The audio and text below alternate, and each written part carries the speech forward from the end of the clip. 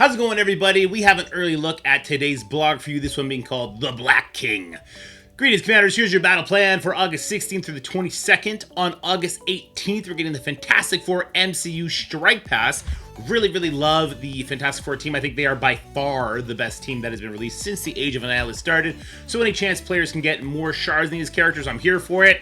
Once you get, like, Invisible Woman to 6 stars, or God forbid, get those diamonds on her, you really see how the team evolves. It goes pretty crazy. All right, August 18th, we got Azazel added to the antimatter store. Like, that's cool and everything, but I do have some concerns about how Azazel affects the Accursed team. I don't really think he's doing as good a job for Accursed as, say, Rachel Summers is doing for the Immortal X-Men, so you may want to hold off on your antimatter if you really want to go hard on one of these characters. I'd probably do Rachel over Azazel personally.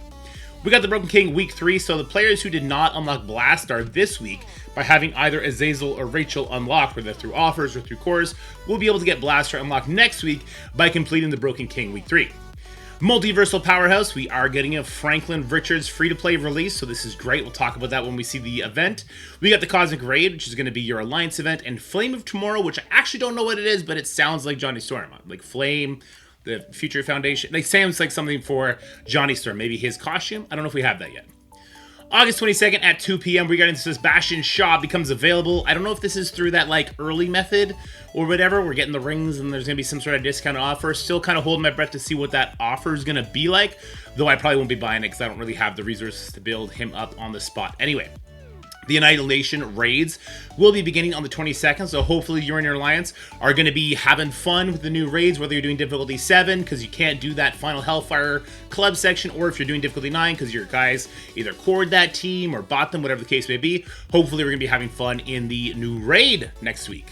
Mephisto Diamond price goes live. So yeah, right now Mephisto is actually cheaper because they accidentally put him in the game cheaper as far as diamonds go. We will be getting a Crucible payout, because Crucible ends this week. Hopefully, we'll get that payout before the 22nd, and if you didn't have enough diamonds to upgrade Mephisto, you will be earning enough diamonds to upgrade him with this season's payout, and you'll be able to take advantage of the price discrepancy. All right, character shards in events. Blastar, we're going to be able to finish up those 200 shards if you haven't already, and Franklin Richards will have 100 shards in the Multiversal Powerhouse. Anytime you can get Franklin unlocked, or just more shards on him, that is a cause for celebration. He's a great character, though I think Invisible Woman might be the better character after playing with them quite a bit. The Broken King blazes on with week 3 and your chance to grab training modules and tons of Blastar character shards. Broken King week 3, increase your supply of training modules with week 2 objectives, and then power up your roster in battle. Start date is going to be August 18th. Daily objective is just to earn gold, so that's just going to happen naturally. Weekly objectives, play Cosmic Crucible, including with the Accursed. Rewards, training modules, antimatter, and the White Queen meta item. Premium objectives are going to be Blitz with the Hellfire Club at Gear Tier 20, and premium rewards, Fantastic Force Diamond Orbs. Multiversal Powerhouse, this is going to be our Franklin. Activate your raid teams because we've got a big mission with 100 Franklin Richards shards and antimatter on the line. Work together with your fellow commanders by battling in raids during this global milestone event. Ooh, global milestone means that there could be some free stuff hidden in the back end. So it's going to be global. Great. To add a chunk of shards for this fantastic sun. The global milestone begins on the 22nd. Don't miss it because you have to participate to get the sweet rewards. Yeah, everyone should be doing the raids. You get the most rewards for doing raids. Cosmic Raid. Earn Fantastic Four MCU Diamond Orbs. Team up with your Alliance to mine Diamond Orbs Fantastic Four MCU. So this is going to be just your daily free claim, battling in raids, and then battling Cosmic Crucible with Immortal X-Men. Interesting. Okay. Flame of Tomorrow. Oh, it is not about Johnny Storm. Earn Rachel Summer Diamonds. Okay, I don't care about that. I just want to earn her character. Grab your Chrono Pickaxe because your first shot at mining diamonds for Rachel Summers is coming up. Rise to the top of this leaderboard to grab diamonds for Rachel Summers. The Stunning Blaster for the Hellfire Club and Immortal X-Men. Start date is on the 18th. And to score points, we are spending campaign energy. So if you've been hoarding campaign energy, good for you. Earn Mind Lock Orb Fragments. Battle in Cosmic Crucible. Battle in Raid. Play Raid with Rachel Summers, Azazel, and Sebastian Shaw, but only at 5 stars. So that is a nice whale portion of this event. Rewards, we got Armory 20 Orb Fragments, Fantastic Four Diamond Orb Fragments, Dark Promotion Credits, and Dark Diamond Credits. For the Leaderboard Awards, we have Diamonds for Rachel Summers, Azazel Diamond Orbs, and Mutant Gear Tier 20. Mindlock Orb. Don't miss out on this orb during the Rachel Summons Leaderboard event. This orb has a chance to earn 100 Gear Tier 20 mini-uniques? Is this part of the... is this the earn? Oh, earn Mindlock Orb Fragments. So this is going to be something we buy from the store. This is going to be some sort of premium milestone or premium event input or something like that, with a chance to earn up to 100 Gear Tier 20 minis. What's the minimum drop? I gotta know what the minimum drop is, because if they're selling this for 20 bucks, I can do 100, that's great, but what's the minimum drop? Come on, give me that, give me the small writing at the bottom of the contract. Let me see what that's all about. But sure, so it looks like we got a leaderboard event with spend campaign energy, battling Cosmic Crucible, doing all the battling raids, which we should be doing with the new raid coming out. Good stuff. Good stuff. All right, rewards. Sorry, no. Moving on. Sebastian Shaw on the way. Lead the Hellfire Club out of the shadows when Sebastian Shaw arrives on the 22nd. Gain Tauntaun Spawn, stun with Shaw's basic when charged, and all of his attacks become unavoidable when charged. Team up Sebastian Shaw with Emma Frost and create powerful combinations with teams like Cabal and Phoenix Force. I think that's right. I think that the new stats and just how powerful OG Emma is and the synergy she has with Shaw, I think we're going to see some good duo play use with those two characters. Sebastian Shaw Unleashed offers. Okay, this is what we're curious about, right? If you participated in the Sebastian Shaw Unleashed event, make sure you head to the offers section, take advantage of the Sebastian Shaw milestone offers to complete the milestone and unlock Sebastian Shaw at a discount. What is the discount? Is it 50% off? Is it 5% off? What is the discount? I know a lot of people are waiting to see about that. At any rate, here's what I will say. The fact we've gotten, I think, 25 shards if you went for this event. If you have 25 shards leading up to this character's orb being dropped, you at least only have to core the last 75. Or if you're buying those like pity orbs, you only have to get 75 of those instead of 100. So I do like this regardless of whatever the discount's going to be. Getting those 25 shards early feels good. Annihilation Raids arrive soon. Marvel Strike Force, our newest raid, is on the way, so if you haven't already, make sure you check out our recent blog covering all the details. Not everyone's super excited about these raids. We already have a video on it. Make sure you go check that out on the channel. It seems like it's going to be very prescriptive, like even more so than raids normally are, and they're pretty prescriptive as it is. Going on now, the Null Finale, earn your Null 7 Red Stars. Yeah, guys, check out the video we put on that one as well, called Emergency Information for the Null Red Stars. Make sure you're using as many Gear Tier 20 characters on offense as you can in Crucible and War. There's certain metrics you need to hit. For War, I think you need to do 32 Gear Tier 20 characters every single War for the 28-day duration of the event, and obviously 2 wars have already passed, so you might need to make that up if you can. For Crucible, it's a little bit more manageable. I want to say it's maybe 20 characters per week in Crucible. I can't remember for sure, but 20 is the raids. Check it out in-game. This is going to be important. Null's Red Stars are very, very valuable. Don't know if he's going to be a DPC character because he's not epic and he's not legendary, but I assume he will be when these sort of free-to-play earn options are done. And you can earn this free-to-play without needing too many Gear Tier 20 characters, so make sure you go check out that video for more details. All right, Hellfire Heat Wave Specials with some offers. A wave of scorching hot deals is here. Here's how to take advantage and light a fire under your roster. Earn Heatwave tokens. Collect Heatwave tokens from select Accursed team offers in the event section of the store to unlock limited time offers. Power Core offers. Earn Heatwave token unlocks on an offer that costs Power Cores and provides valuable materials such as L4, Dark Diamond credits, and even character shards for Vigilante, Thunderbolts, and Accursed characters. There are 20 total offers, and you'll find them under the Unlocked Offers section of in-game stores as you collect tokens. Head to the event section of the store today and heat up your roster with key resources. I wonder how, like, big spenders feel when they already have the Accursed team maxed out, and they see something like this. Like, is there stuff that they will miss out on because they don't really want to buy Accursed shards anymore? Let me know if you're in that camp in the comment section below and how this sort of stuff makes you feel. It feels like it's a little late, doesn't it? Accursed is yesterday's news. We have Fantastic Four, and now we have Hellfire Club, and we're already all looking at Insidious 6, so doing this for Accursed characters is kind of awkward. But here's the big part of the blog, guys. Ultimate 32 and the new Crucible season rules. Very excited for this stuff. All right, sorry about that. Little man ran into the room. Okay, here we go. Ultimate 32. The next Ultimate 32 begins this week with the first day of trials on the 20th. See rules below. I'm curious if this is going to affect ranking because a lot of people take issue when it does that. I think the good part about U32 is, isn't this like another influx of diamonds from the leaderboards?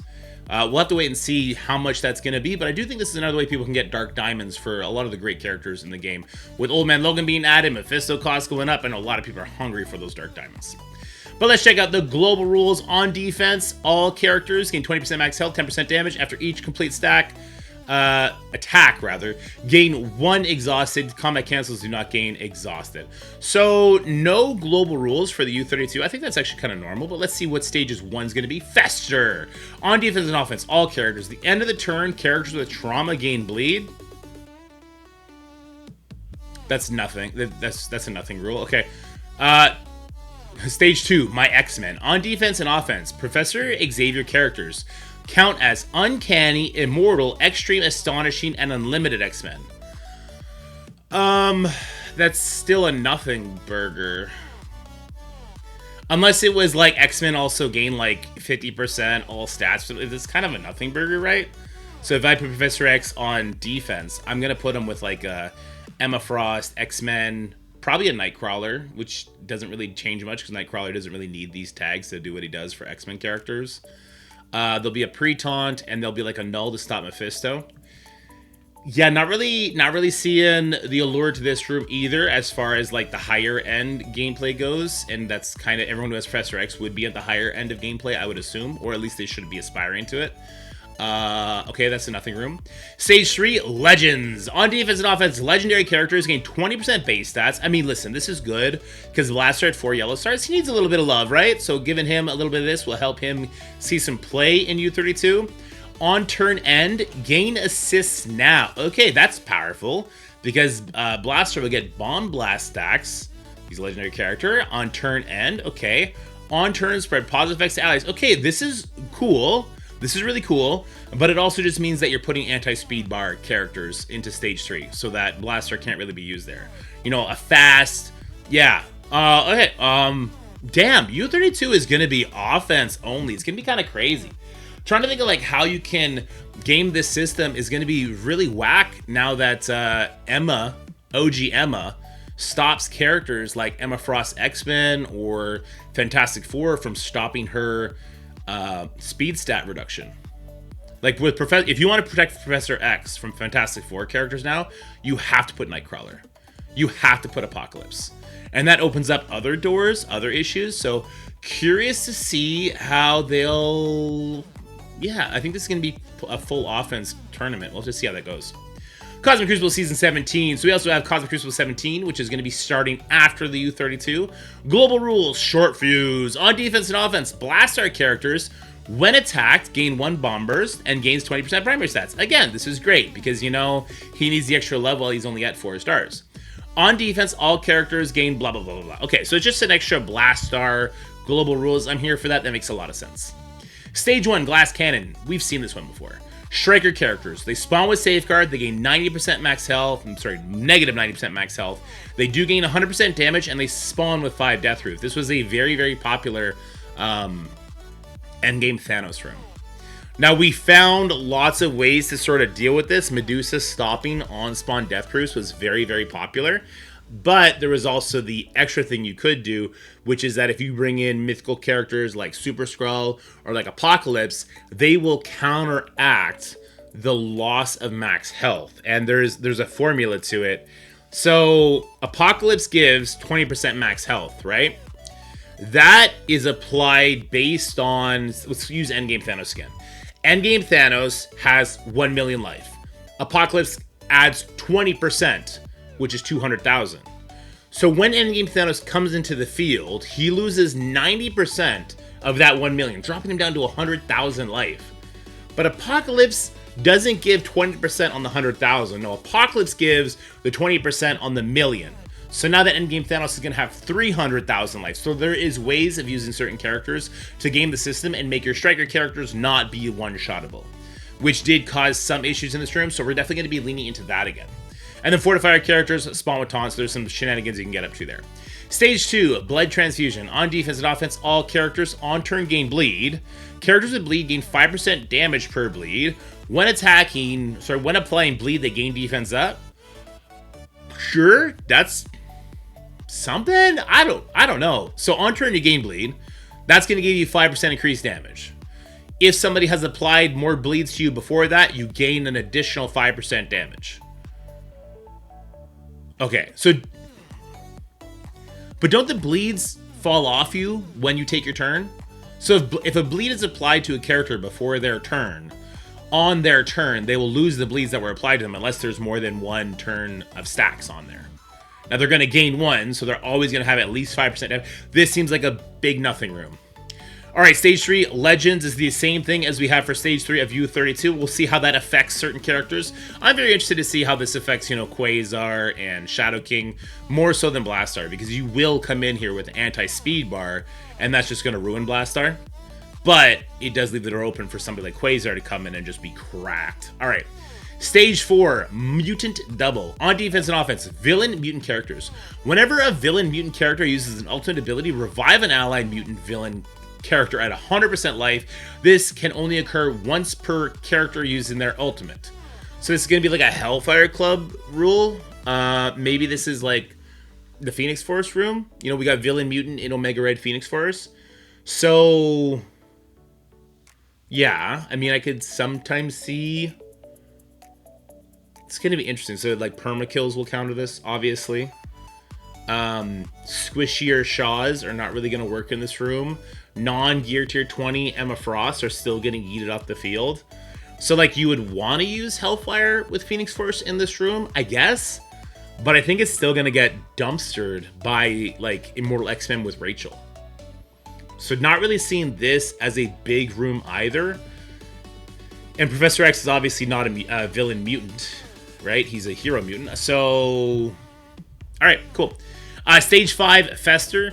On defense and offense, all characters that turn end characters with trauma gain 1 bleed. That's another nothing room. Day Series Avengers. Oh my god, they're going to try and run it back. On defense and offense. On offense and defense. What?